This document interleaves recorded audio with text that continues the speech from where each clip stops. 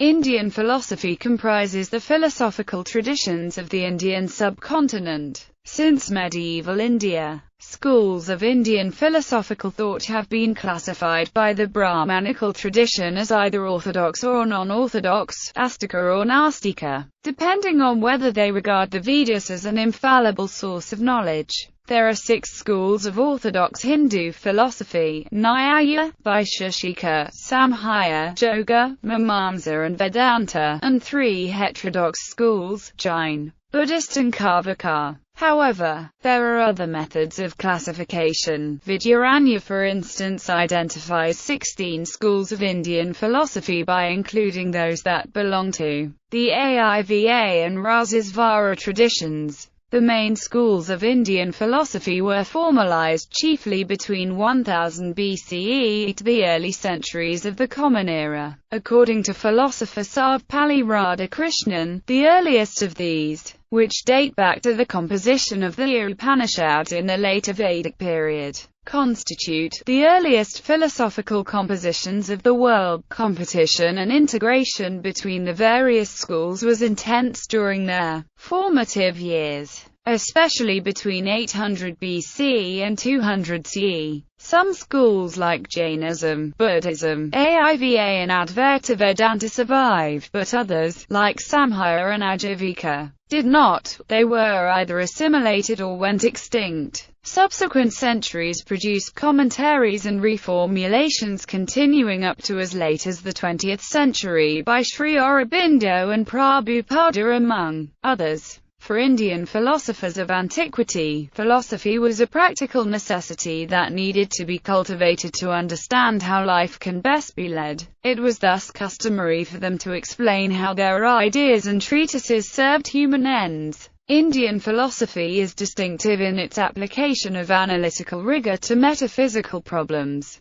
It goes into very precise detail about the nature of reality, the structure and function of the human psyche, and how the relationship between the two have important implications for human salvation. Sages centered philosophy on the assumption that there is a unitary underlying order in the universe and everything within it.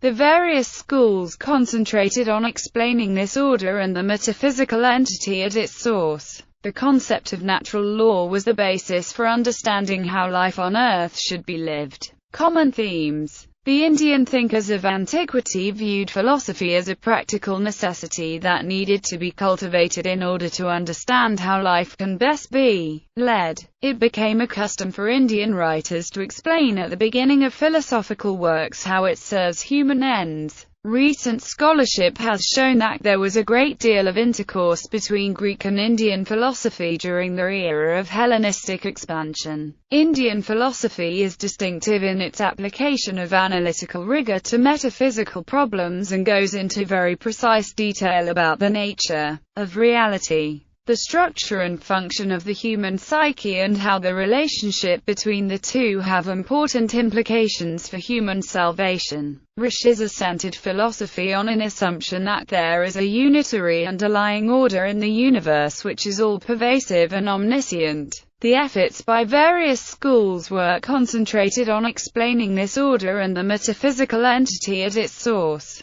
The concept of natural law provided a basis for understanding questions of how life on earth should be lived. The sages urged humans to discern this order and to live their lives in accordance with it. Schools. Hindu philosophy. Many Hindu intellectual traditions were classified during the medieval period of Brahmanic Sanskritic scholasticism into a standard list of 6 orthodox schools. The 6 philosophies, all of which accept the testimony of the Vedas. Samkhya, the enumeration school. Yoga, the school of Patanjali. Nyaya, the school of logic. Vaisheshika, the atomist school. Mimamsa, the tradition of Vedic exegesis, with emphasis on Vedic ritual, and Vedanta, the Upanishadic tradition, with emphasis on Vedic philosophy. These are often coupled into 3 groups for both historical and conceptual reasons: Nyaya Vaisheshika, Samkhya Yoga, and Mimamsa Vedanta. The Vedanta school is further divided into 6 sub-schools. Advaita also includes the concept of Ajatavada, Visishtadvaita, Dvaita, Dvaitadvaita, Sudadvaita, and Akinshabeda schools. Besides these schools, Madhva-Vidyaranya also includes the following of the aforementioned theistic philosophies based on the Agamas and Tantras: Pasupata, school of Shaivism by Nakliso; Saiva, the theistic Sankhya school; Pratyabhijna, the recognitive school; Rasasvara, the mercurial school; Panini darśhana, the grammarian school. The systems mentioned here are not the only orthodox systems, they are the chief ones, and there are other orthodox schools. These systems accept the authority of Vedas and are regarded as orthodox schools of Hindu philosophy. Besides these, schools that do not accept the authority of the Vedas are categorized by Brahmins as unorthodox systems. Chief among the latter category are Buddhism, Jainism and Karvaka. Karvaka is a materialistic and atheistic school of thought and is noteworthy as evidence of a materialistic movement within Hinduism. Ramana. Several Ramanic movements have existed before the 6th century BCE, and these influence both the āstika and nāstika traditions of Indian philosophy. The Ramana movement gave rise to diverse range of heterodox beliefs, ranging from accepting or denying the concept of soul, atomism, antinomian ethics, materialism, atheism, agnosticism, fatalism to free will, idealization of extreme asceticism to that of family life, strict ahimsa and vegetarianism to permissibility of violence and meat-eating. Notable philosophies that arose from Brahmanic movement are Jainism, Buddhism, Karvaka and Ajivika. Jain philosophy. Jainism came into formal being after Mahavira synthesized philosophies and promulgations of the ancient Sramana philosophy. During the period around 550 BC, in the region that is present-day Bihar in northern India, this period marked an ideological renaissance, in which the Vedic dominance was challenged by various groups like Jainism and Buddhism. A Jain is a follower of jinas, spiritual victors, human beings who have rediscovered the Dharma, become fully liberated and taught the spiritual path for the benefit of beings. Jains follow the teachings of 24 special jinas who are known as Tirthankars. The 24th and most recent Tirthankar, Lord Mahavira, lived in c. 6th century BC, in a period of cultural revolution all over the world. During this period, Socrates was born in Greece, Zoroaster in Iran, Lao Tse and Confucius in China, and Mahavira and Buddha in India. The 23rd Tirthankar of Jains, Lord Parsvanatha, is recognized now as a historical person, lived during 872 to 772 BC. Jaina tradition is unanimous in making Rishabha as the first Tirthankar. Jainism is not considered as a part of the Vedic religion, even as there is constitutional ambiguity over its status. Jain Tirthankars find exclusive mention in the Vedas and the Hindu epics. During the Vedantic age, India had two broad philosophical streams of thought. The Shramana philosophical schools, represented by Buddhism, Jainism, and the long-defunct Ajivika on one hand, and the Brahmana, Vedantic, Puranic schools represented by Vedanta, Vaishnava and other movements on the other. Both streams are known to have mutually influenced each other. The Hindu scholar Lokmanya credited Jainism with influencing Hinduism in the area of the cessation of animal sacrifice in Vedic rituals. Bal Gangadhar Tilak has described Jainism as the originator of ahimsa and wrote in a letter printed in Bombay Samachar, Mumbai, the 10th of December 1904. In ancient times, innumerable animals were butchered in sacrifices. Evidence in support of this is found in various poetic compositions such as the Meghaduta, but the credit for the disappearance of this terrible massacre from the Brahmanical religion goes to Jainism. Swami Vivekananda also credited Jainism as one of the influencing forces behind Indian culture. One of the main characteristics of Jain belief is the emphasis on the immediate consequences of one's physical and mental behavior. Because Jains believe that everything is in some sense alive, with many living beings possessing a soul. Great care and awareness is required in going about one's business in the world. Jainism is a religious tradition in which all life is considered to be worthy of respect, and Jain teaching emphasizes this equality of all life, advocating the non-harming of even the smallest creatures. Non-violence is the basis of right view, the condition of right knowledge and the kernel of right conduct in Jainism. Jainism encourages spiritual independence and self-control, which is considered vital for one's spiritual development.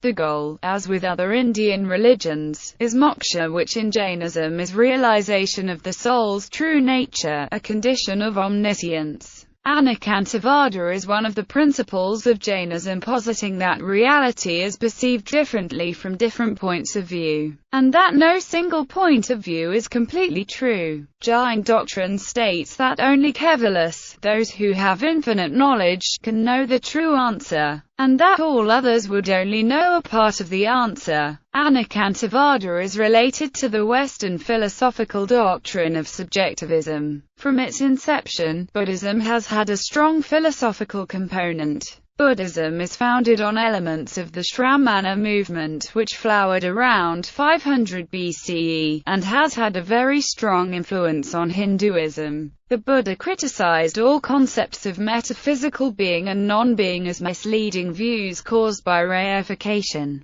and this critique is inextricable from the founding of Buddhism. Buddhism shares many philosophical views with other Indian systems, such as belief in karma, a cause and effect relationship between all that has been done and all that will be done. Events that occur are held to be the direct result of previous events. A major departure from Hindu and Jain philosophy is the Buddhist rejection of a permanent, self-existent soul in favor of anatta and anicca. Jain thinkers rejected this view, opining that if no continuing soul could be accepted, then even the effort to attain any worldly objective would be useless, as the individual acting and the one receiving the consequences would be different. Therefore, the conviction in individuals that the doer is also the reaper of consequences establishes the existence of a continuing soul. Karvaka philosophy. Karvaka or Lokayata was a philosophy of skepticism and materialism, founded in the Mauryan period.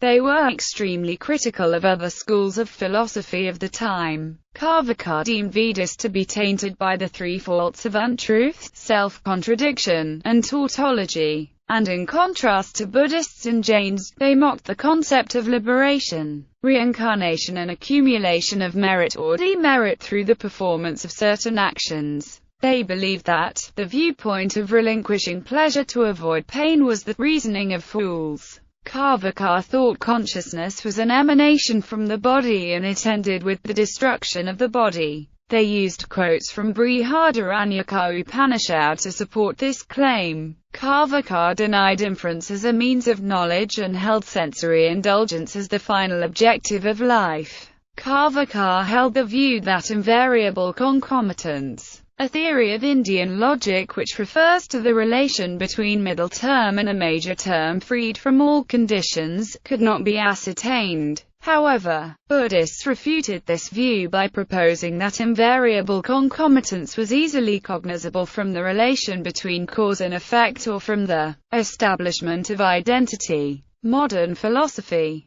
Modern Indian philosophy was developed during British occupation. The philosophers in this era gave contemporary meaning to traditional philosophy. Some of them were Swami Vivekananda, Swami Dayananda Saraswati, Bal Gangadhar Tilak, Bankim Chandra Chattopadhyay, Raja Ram Mohan Roy, Keshub Chandra Sen, Sri Aurobindo, Mahatma Gandhi, Kirit Joshi, Mahapandit Rahul Sankrityayan, N. Roy, Subhash Chandra Bose, Inder Sen, Swami Sahajanand Saraswati, Ananda Kumaraswamy, and Sarvepalli Radhakrishnan. Pandurang Shastriathavail, G. Krishnamurti, Acharya Rajneesh and Krishnananda are other prominent names in contemporary Indian philosophy. Political philosophy. The Arthashastra, attributed to the Mauryan minister Chanakya, is one of the early Indian texts devoted to political philosophy. It is dated to 4th century BC and discusses ideas of statecraft and economic policy. The political philosophy most closely associated with India is the one of ahimsa and satyagraha, popularized by Mahatma Gandhi during the Indian struggle for independence. It was influenced by the Indian Dharmic philosophy, particularly the Buddha, Bhagavad Gita, as well as secular writings of authors such as Leo Tolstoy, Henry David Thoreau and John Ruskin. In turn, it influenced the later movements for independence and civil rights, especially those led by Martin Luther King, Jr., and to a lesser extent Nelson Mandela. Influence. In appreciation of complexity of the Indian philosophy, T.S. Eliot wrote that the great philosophers of India make most of the great European philosophers look like schoolboys. Arthur Schopenhauer used Indian philosophy to improve upon Kantian thought. In the preface to his book The World as Will and Representation, Schopenhauer writes that one who has also received and assimilated the sacred primitive Indian wisdom, then he is the best of all prepared to hear what I have to say to him. The 19th century American philosophical movement Transcendentalism was also influenced by Indian thought.